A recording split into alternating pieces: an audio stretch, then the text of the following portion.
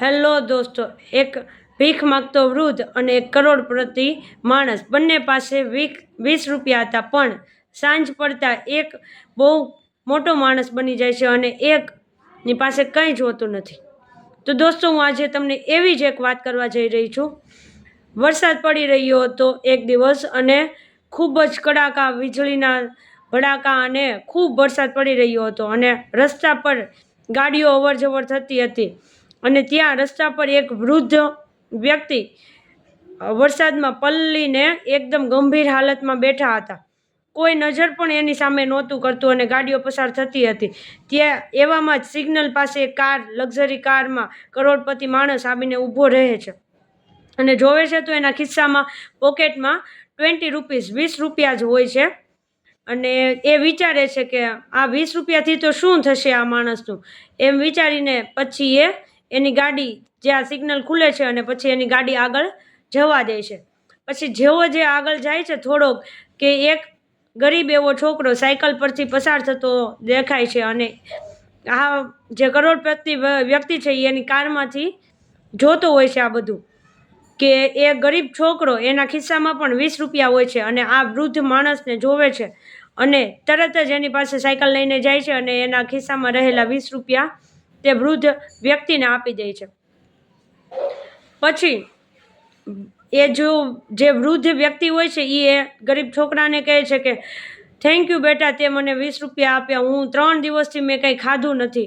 આ 20 રૂપિયાથી હું થોડુંક મારું પેટ ભરી શકીશ.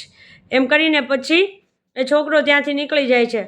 ઘણા વર્ષો વીતી જાય છે. પછી એ છોકરો ભણી ગણીને મોટો એન્જિનિયર બની ગયો હોય છે અને એક સારી એવી મોટી કંપનીમાં, કરોડપતિ મોટી કંપનીમાં ઇન્ટરવ્યૂ માટે જાય છે અને ઇન્ટરવ્યૂ માટે જાય છે અને છેલ્લા રાઉન્ડમાં જ્યારે જે વ્યક્તિ સામે જાય છે એ વ્યક્તિને જોઈને એની તો આંખો ચોંકી જાય છે. એ લાસ્ટમાં જે વ્યક્તિને મળે છે એ વ્યક્તિ બીજું કોઈ નહીં પણ એ વૃદ્ધ વ્યક્તિ હોય છે.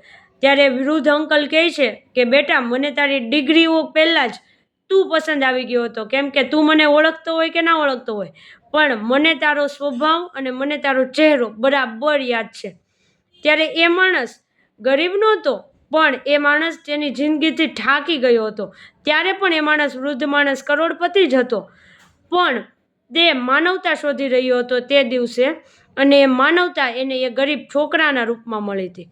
એટલે એ માનવતા, એનો એ સ્વભાવ એ વ્યક્તિના મગજમાં હંમેશ માટે ફિટ થઈ ગયો હતો અને એ છોકરાને પછી એ ઇન્ટરવ્યૂમાં સિલેક્ટ કરી લે છે અને પાસ કરી દે છે.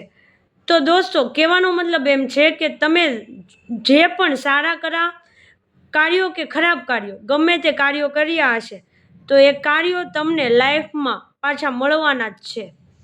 જો તમે સારા કાર્યો કર્યા હશે અને તમારો સ્વભાવ જો સારો હશે તો એ તમારો સ્વભાવ, તમારા કાર્યો પાછળ રિફ્લેક્ટ બેક થવાના જ છે. એટલે ગાઈસ, સારા કર્મો કરો અને સારું પરિણામ મેળવો. Thank you.